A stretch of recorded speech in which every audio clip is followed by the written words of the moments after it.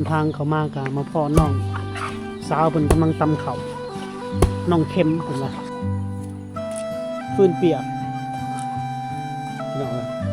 ฝนตกเด้ปัวไปใส่จุแล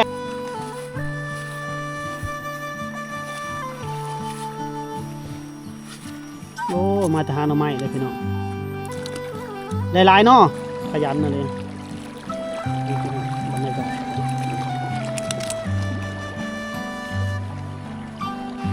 หนุ่มสาวละอาบน้ำเลย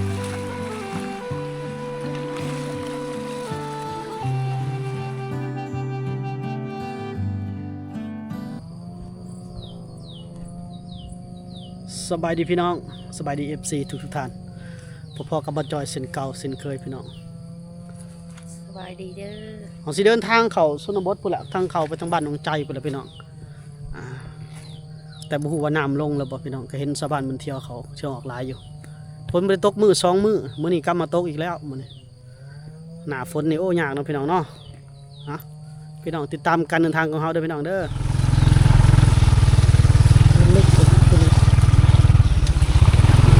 คันบ่ฮอดเดือนคันบ้านน่ะผมหมดนะฝนเนาะโอ้โซก็บ่ได้เข่งรถบ่ได้เข่งนั่นเลยเขาหมดเป็นจุ่มรถได้บัดปลาตรงนั้นโหน่งเลยแหละมีสิหนักยังลายอยู่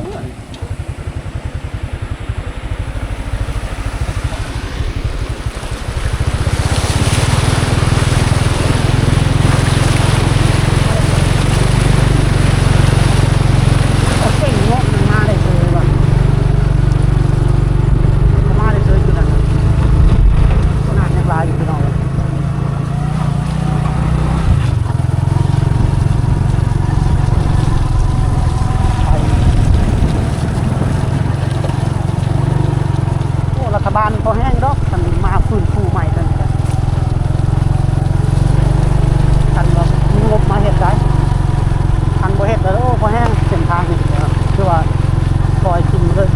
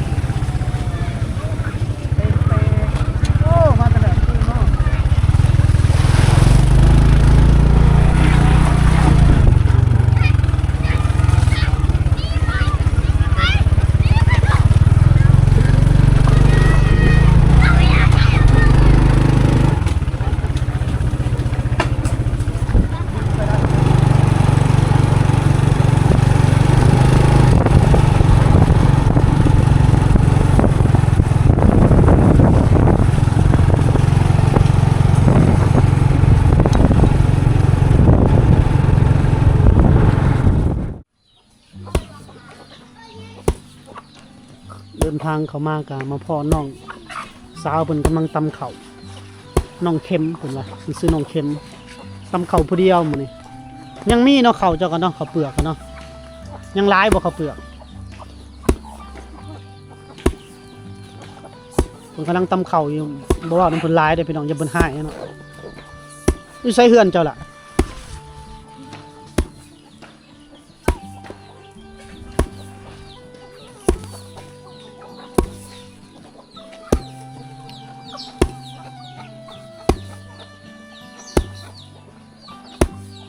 ข็งแห้งและตำเขาผู้สาวตำเขานี่ตัวาเก่งเลยพี่น้อง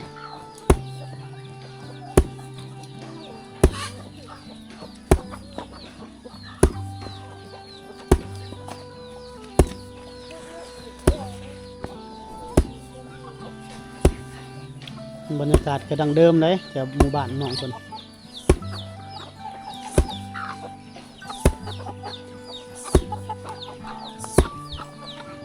เศร้าเมื่อยก่อนเนาะคือบ่ส่วนหมู่มาตำซอยเนี่ยตำหลายๆคนมันจะบ่เมื่อย ยังเข้าให้แล้วมันเข้า อ๋อบ่มีข้าวเขาเนาะมันต้องมีข้าวเขาแล้วเฮาตำซอยกันเนาะอ่าบ้านนี้รู้สึกว่าบ่ได้ใส่ไฟเด้อพี่น้องสาวลาวนี่ทำงานหนักพี่น้องเนาะ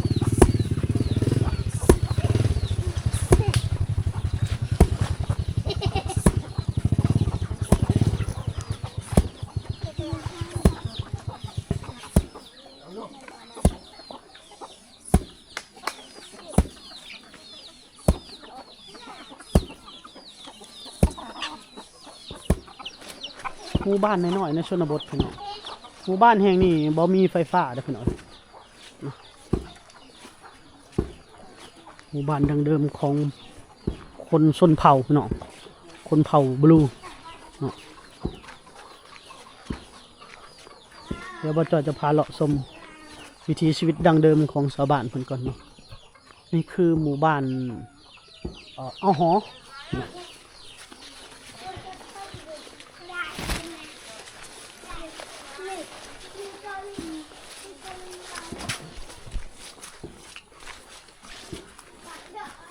ชาวบ้านเขตนี้ก็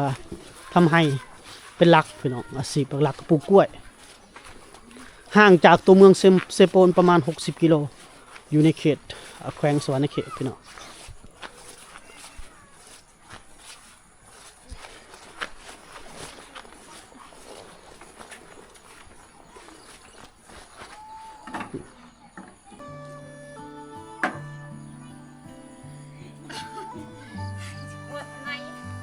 เก็บฟืนบ่สีนฟืนเนาะ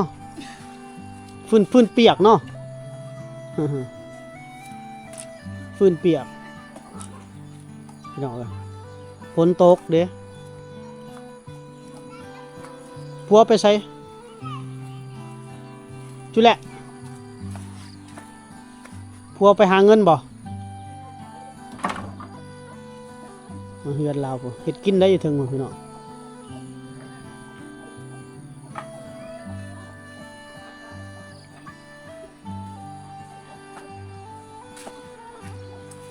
แม่บ้านเนี่ยพอบ้านจักไปทางใดพอบ้านบ่เห็นแน่ฝนตกแล้วบ้านนี้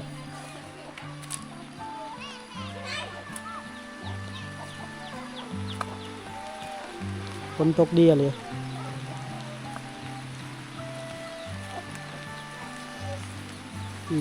ฝนเนาะฝนทำหัวแล้ว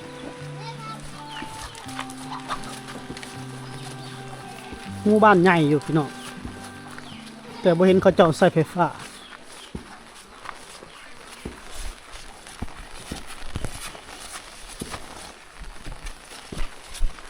บรรยากาศชนบทหนาฝนเด้อพี่น้องทางเขตเมืองเซโปนแขวงสวรรณเขตวันนี้บ่จอยพาเลาะพาเที่ยวพาชมมีเห็ดหน่อไม้แห้งเลยพี่น้องมาลายเลย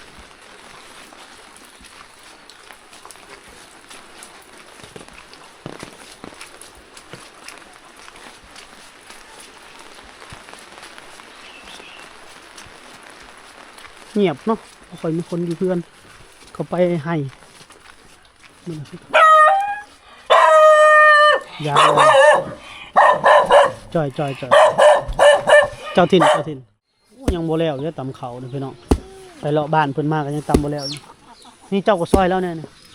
ซอยแล้วเนี่ย ให้เราแล้วไวๆที่ต้นเราตำเขาภาพบรรยากาศนี่แบบมีควันมาพร้อมพี่น้องโอ้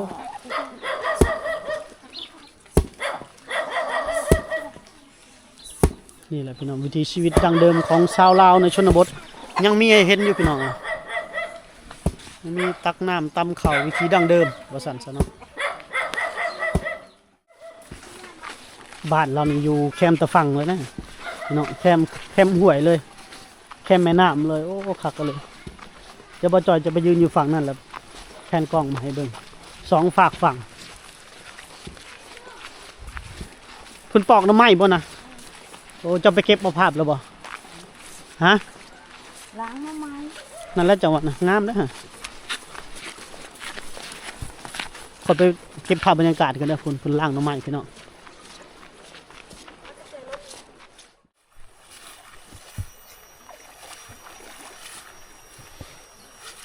โอ้มาทหารหน้ำไม้เลยพี่น้องได้หลายเนาะ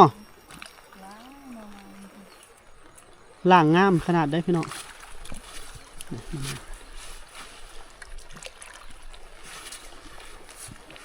เอามาเฮ็ดหน้ำไม้แห้งบ่ เอาเฮ็ดมาไหม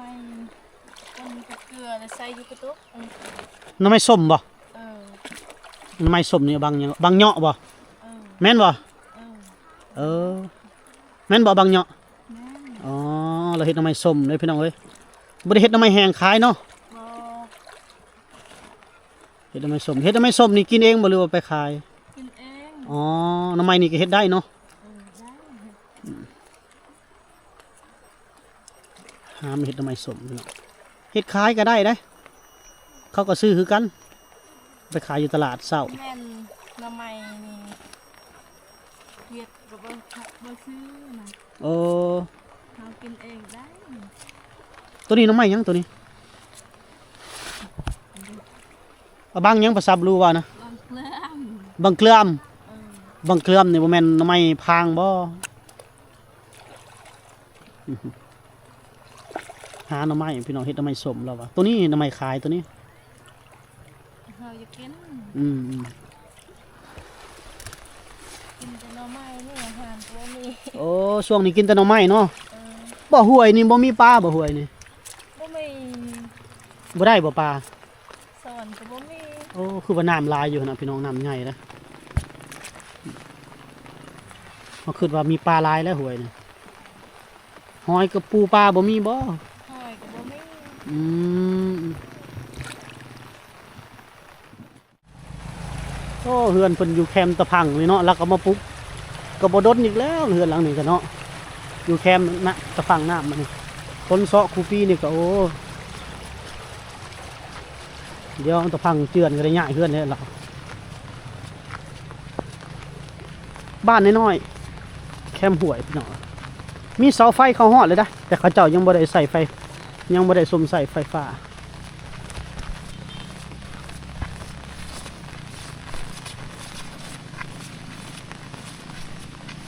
นี่พี่น้อง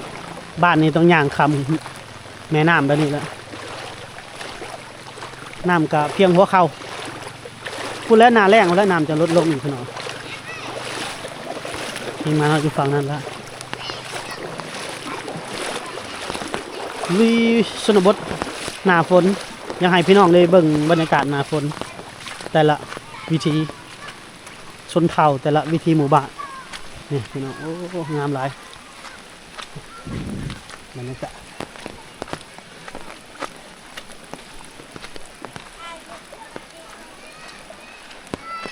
น้ำไหลใสสะอาดพี่น้องเลย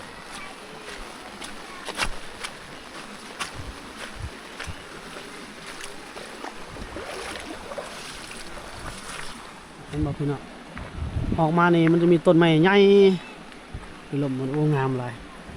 เนาะคักบรรยากาศบ้านเพิ่นทางนั้นก็เป็นเขาไห้เขาเจ้าอันนี้ก็เป็นหมู่บ้านแล้วก็มีป่าสวนคือว่างามหลาย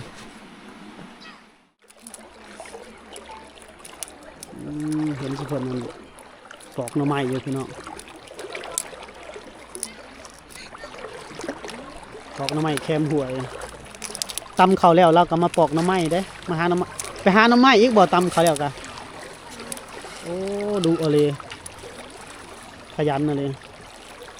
นี่พี่น้องบรรยากาศ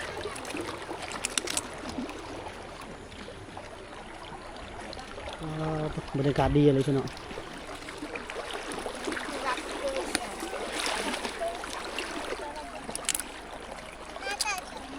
ตำเขาแล้วน้องเราก็ไป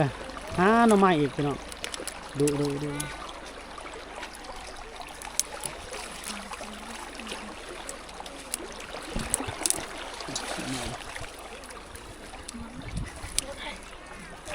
อย่าสุภาพไปกว่าปอกหน่อไม้แล้วหรือบ่ล่ะแล้วปอกหน่อไม้นะแล้ว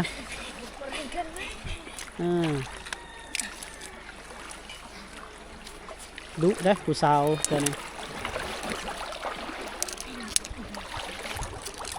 เฮ็ดหยังมื้อนี้อาบน้ำบ่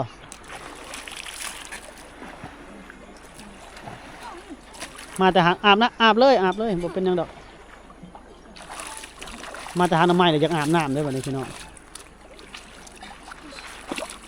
มาล้างหน้าล้างตาคักลิ้น้ำนี่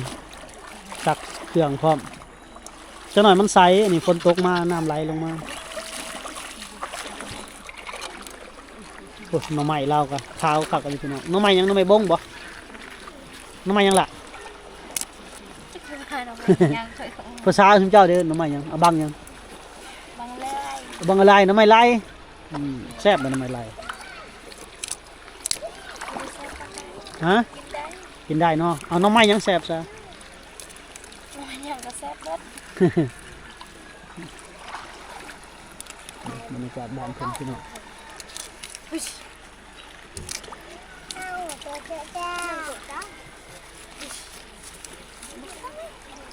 แป๊บเดียวได้ไปหาหน่อไม้นี่ไว้อยู่บ่ไปหาฮอดบ่ชั่วโมงหนึงไปหาหน่อไม้นี่อืม แล้วตำข้าวเราไปหาหน่อไม้อีก โอ้เก่งหลายบรรยากาศพี่น้อง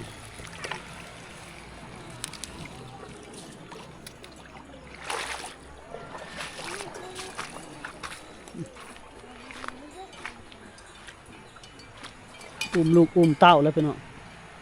โอ้ต้นไม้นี่คักกันเลยฝนตกอีกแล้วบ่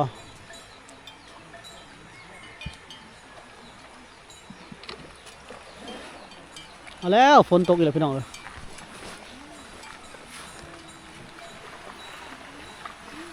น้องสาวละอาบน้ำเลย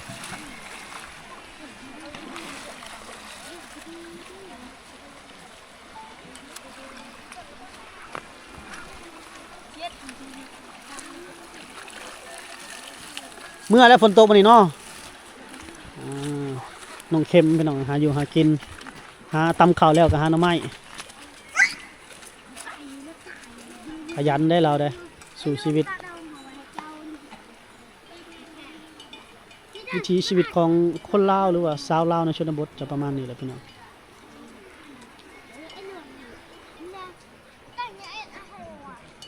คนนี้ก็ตกตลอดพี่น้องเอ้ยแล้วคนไม่ใหญ่คนลังถวยลังหม้อ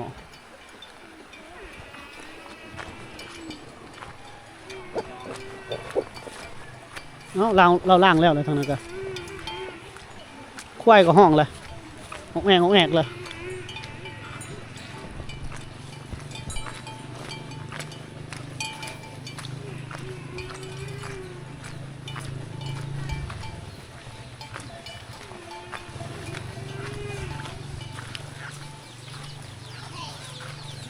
อย่าไปซักเสื้อผ้าบ่ไปแกโอ้ซักเสื้อผ้าอยู่น้ำห้วยนี่แหละ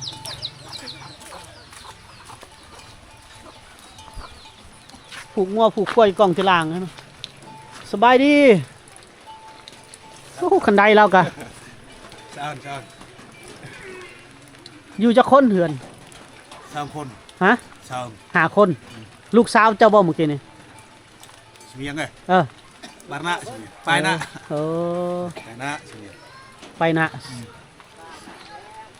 เสมียงมักแซมเด้ แซมโปน โอ้มักแซมโปนสี่ผู้หญิงสี่ผู้ชาย แซมไป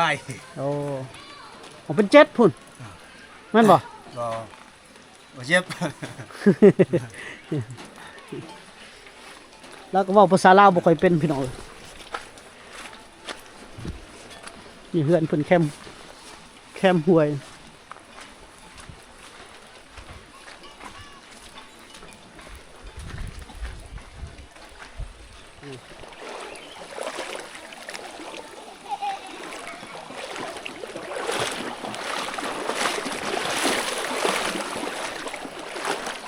งัวฝูงควาย